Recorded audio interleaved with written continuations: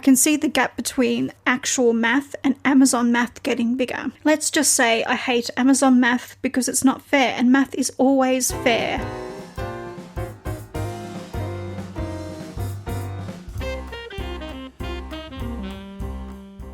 Welcome to Amelia's Behind the Scenes Author Diary, an exclusive look at the behind the scenes misadventures of a 30-something mystery author. Discover how close she is to releasing her latest novel, hear exciting details about upcoming writing projects, and discover the lessons she has learned along her writing journey so you don't have to make the same mistakes. You can find the episode show notes and lots more information at authorpreneurpodcast.com/podcast.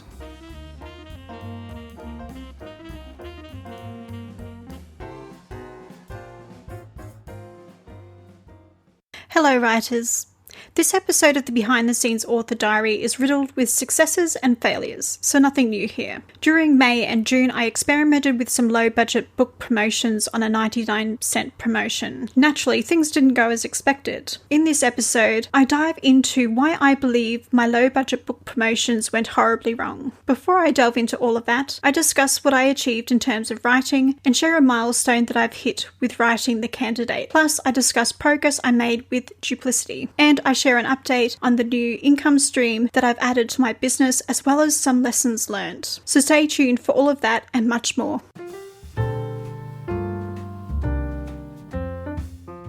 Just to let you know, this episode was recorded on Friday the 23rd of July, so this show is primarily me looking back at May and June. In the same spirit as the previous episode, I finally caught up on the show's backlog. After this show, I'm back on schedule. If you're on YouTube, you'll notice that I've gone back to an audio-only version of the podcast. I've had to pull the plug on the video podcast episodes because I couldn't do everything and something had to go.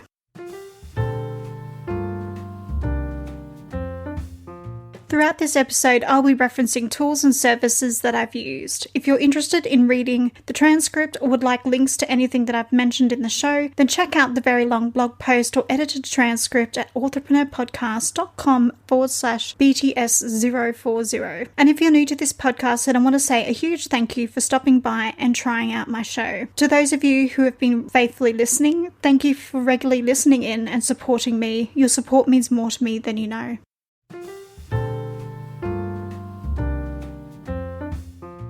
By the end of May, I completed 13 hours and 15 minutes of writing for The Candidate. During these writing hours, I wrote scenes 12 through to 18. And I also wrote the first draft of the book description that will appear on all of the ebook retailers and on the back of the paperback editions. Eventually, I hit a snag and got stuck on a scene where a character refuses to speak English with Detective Anwar Khan. This scene leads Anwar to approach James about accompanying him on his investigations to provide a translation. At risk of overstating the obvious, it's an important scene because it provides a somewhat believable reason for a detective and a journalist to work together on a case. While I was down the rabbit hole obsessing over this one scene, I came across a few blog posts and Reddit threads that I found useful. I'll share links to these blog posts and Reddit threads in the show notes in your favourite podcasting app and over on the blog post.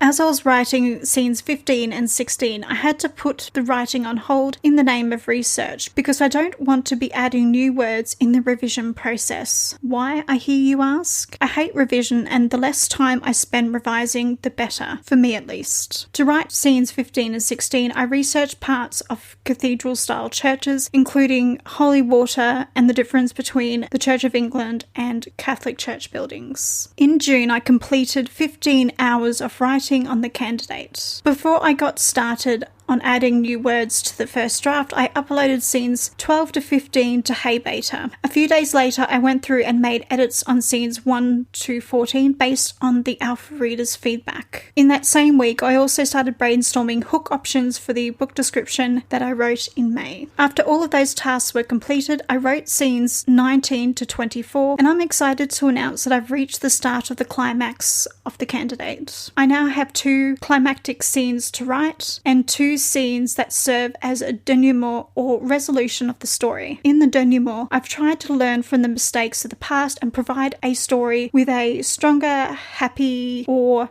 now ending for James, but not for the bad guys. Also, I've just realised that I might have made a mistake in the climax scenes, but they haven't been written yet, so that'll be an easy fix. Upon finishing scene 24, I needed to circle back and make foreshadowing edits in scene 19 because of something I overlooked during the outline phase. And to be honest, there's always something that you overlook during the outline phase, no matter if you go through and edit your outline or not. But when you edit your outline, you're more likely to catch more things than, say, if you didn't edit, obviously. By the end of June, I've reached the beginning of the climax of The Candidate, and the last 7 chapters were uploaded into Hey Beta, ready to be read by my alpha reader. Now that I've mentioned this, I've realised that I've forgotten to let my alpha reader know that these chapters are available for her to read. However, there is a silver lining to this, because this gives me an opportunity to go back and add questions for my alpha reader under certain chapters. There are certain questions that I need feedback on before I can go through and make a one-pass revision of The Candidate.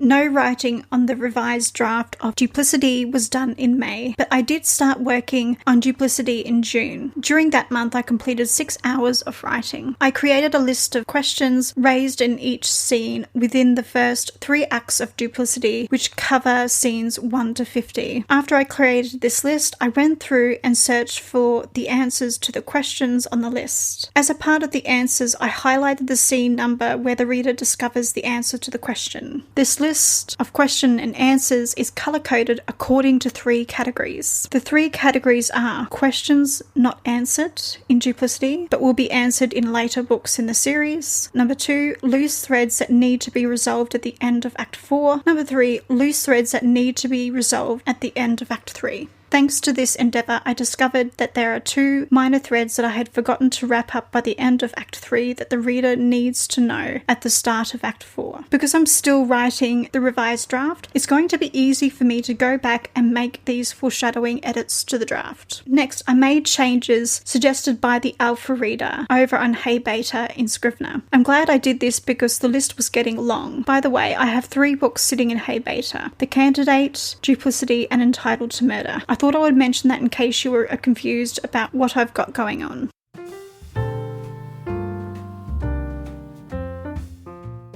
Now for the somewhat tragic part of the update. I found it difficult to write on the hot days from Thursday the 10th of June to Sunday the 13th of June. Our apartment got so hot that it was difficult to think and function, for me at least. This is super embarrassing because I grew up in Brisbane, Australia, which has a similar temperature to the state of Florida. But in my defence, the buildings in the United Kingdom, or at least London, are not built with the heat in mind.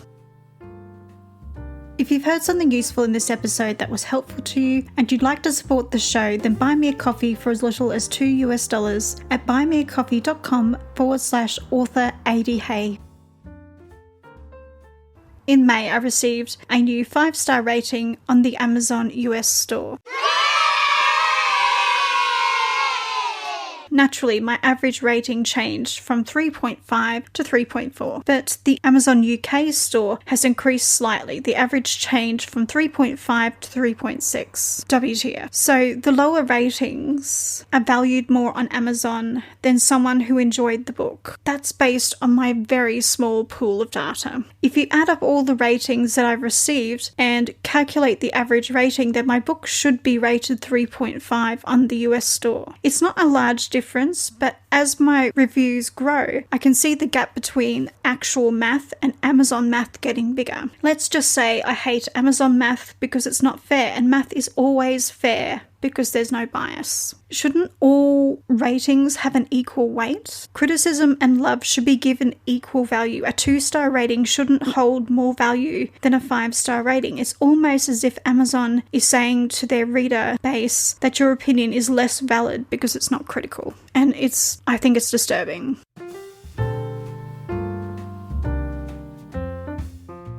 During May and June, I had a 40th birthday sale where I priced Missing at 99 cents in all available territories. To help spread the word for this sale, I used Book Angel, Crave Books, Just Kindle Books, Awesome Gang, Book Doggy, Book Runes, and Facebook ads. I've decided to stop sharing my download numbers because apparently it's a breach of the terms and conditions of certain stores. And that's not cool, but I must be good. The Book Angel promotion ran for 5 days and it was free. So the readers who frequent the Book Angel website tend to be on Amazon, Kobo, and Barnes & Noble. Over on Crave Books, I purchased a newsletter, website, and social media promotion for $40. At the same time, I purchased a website and social media promotion on Just Kindle Books for $18. I also purchased a website, newsletter, and social promotion with Awesome Gang for $10. In June, I purchased a one-day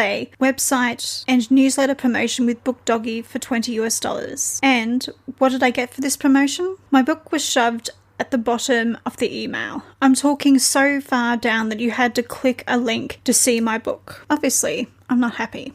Be careful with these guys because if the email is full, they won't tell you. They'll just shove your book so far down the list that no one will see it. And that's not cool. They should be selling the visible space, not the secret space that very few people will click to view. On Monday the 14th of June, I applied for a promotion with Book Runes. I filled out the form and got no response back, not even an automated reply telling me I filled out the form. Eventually, Book Runes got back to me at the last minute, as in the day before the promotion was due. Late at night on the 16th of June, I had to pay the $25 fee for the promotion. I have to admit, I don't love the no communication that comes with small businesses in the indie author space. There's a part of me that understands that they're a one-man band operation, but they have no excuse for the lack of communication because a lot of these emails are automated now. Rant over, now back to talking about these book promotions. Let's just say that I'm not very impressed by these promotions and will probably not use them again in the future. However, these are not free promotions and it could be an issue in regards to timing and the current economic climate. Or this could be a byproduct of using cheap promotional sites. You get what you pay for. This could be a 99-cent thing and the fact that my book isn't free, but I'm tired of chasing freebie seekers because they complain about interesting things and quite often you don't get people that are actually in your genre. You'll just get people who will just take whatever free books they can get their hands on, and these tend to not lead to quality book reviews. So I think I might have to start spending more money and stop doing these low budget ad stacking, because it's clearly not working. But that's my pessimistic rant, my second pessimistic rant of this podcast.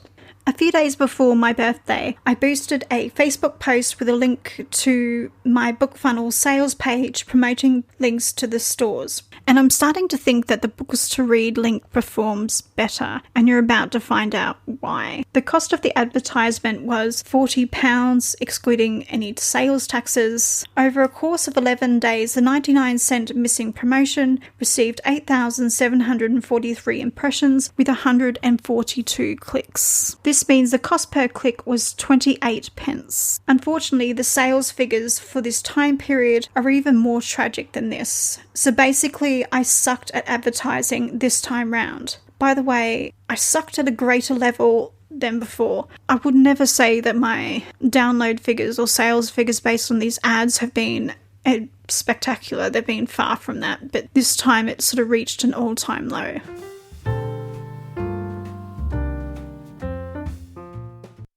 In June, I received my very first pre-made logo design job through my brand new website, Le Villain Book Covers. Actually, it was in the Etsy store that's associated with my website, Le Villain Book Covers. After my first job, I realised that I was pricing my services too low and needed to make a few changes. This meant changing the job process, pre-made logo prices, and product descriptions across my Etsy store and website store. And it took more time than expected. That's just the nature of web building. Something always crops up that requires me to research a solution. After I increased my prices, I panicked and believed that no one would buy my services at that price, but I'll have to wait and see and not make any rash decisions.